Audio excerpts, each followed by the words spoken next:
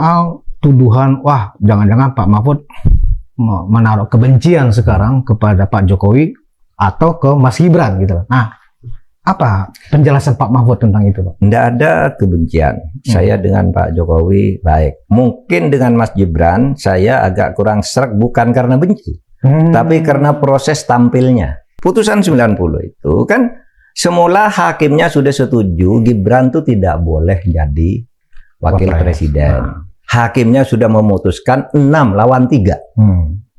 Tetapi sebelum diputuskan oleh pimpinan MK ketika itu dinyatakan perkaranya suruh tarik, karena perkara tarik kan tidak dibacakan ini.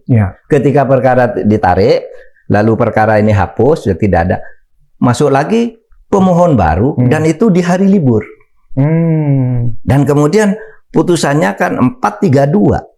Yang dimenangkan yang 3, yang 2 diklaim ya. 4 tidak setuju, 2 menyatakan setuju asal sudah gubernur, yang ketiga setuju wali kota dan bupati. Nah, ini lalu dimasukkan ke sini. Nah, di situ menurut saya itu kecurangan hakim. Tentu dengan orang luar yang dianggap melakukan intervensi. Apa Pak Mahfud percaya? Itu percaya karena itu bunyi putusan MK. Apakah orang luar itu Bapak identifikasi sebagai itu presiden? Nah, nanti biar dibaca putusan MK sajalah. Itu akhirnya tafsir politik. Tafsir politik, Pak, ya? Bukan lagi hukum. Kalau tafsir politik memang sudah begitu tafsir politiknya. Kalau hukum kan tidak mungkin presiden langsung intervensi kan, pasti pakai tangan ini pinjam tangan itu. Itu udah biasa lah. Itu politik namanya. Bantahan dari timnya 02 anggap begitu. Pak Mahfud, kenapa baru sekarang ngomongnya? Begini, penjelasan saya gampang kalau itu. Saya sudah katakan loh, itu hakim MK itu tidak benar loh, curang itu.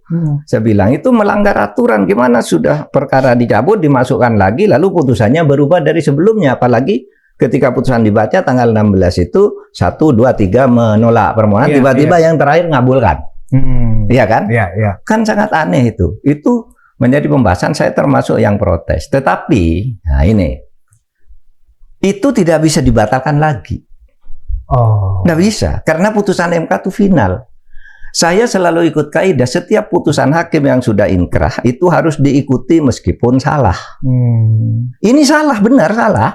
Tapi kan tidak boleh dibatalkan, apalagi itu terkait dengan jadwal pemilu kan. 16 Oktober diputus, 18 Oktober pendaftaran. Kalau digugat lagi, kapan selesainya? Kan biarin aja, itu salah. Pada saat proses selanjutnya dari pendaftaran, pengambilan nomor peserta, itu sebenarnya Pak Mahfud sudah mengingatkan. Sudah. Tapi tidak didengarkan oleh KPU, gitu. Iya, yang mengingatkan KPU sudah banyak, yang mengajukan ke pengadilan juga banyak kan, yang KPU itu, yang di judicial review dan sebagainya itu kan sudah banyak, bukan hanya saya, semua orang bicara itu.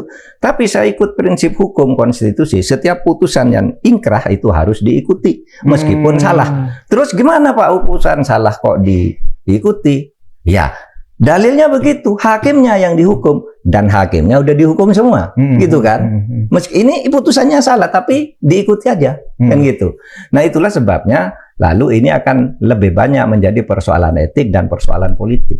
Soal pencalonan Gibran itu sudah sah, meskipun salah, karena putusannya mengikat, yang salah sudah dihukum, gitu. Jadi sekarang kita kalau berbicara itu, berbicara dari soal permainan politik itu tadi, bukan soal hukum, etika, moral, politik, dan sebagainya. Hukumnya kan sejak awal sudah katakan, sudah sah. Termasuk ketika Gibran itu diizinkan mendaftar sebelum umur 30 ya, yang putusan yang MA terakhir itu. Saat mendaftar diubah saat dilantik gitu, itu kan jelas salah, bunyi undangnya begitu gitu. Saya sudah berteriak, tapi gimana Pak itu? Ya sudah, putusan hakim begitu, nanti kita nilai hakimnya. Nah ternyata benar pendapat publik itu bahwa ini salah, oleh sebab itu oleh MK dibetulkan pada tanggal 20 Agustus dan itu yang meledak. Dari akumulasi itu yang sudah mumpuk tidak kuat, tumpah, akhirnya rakyat turun tangan sendiri.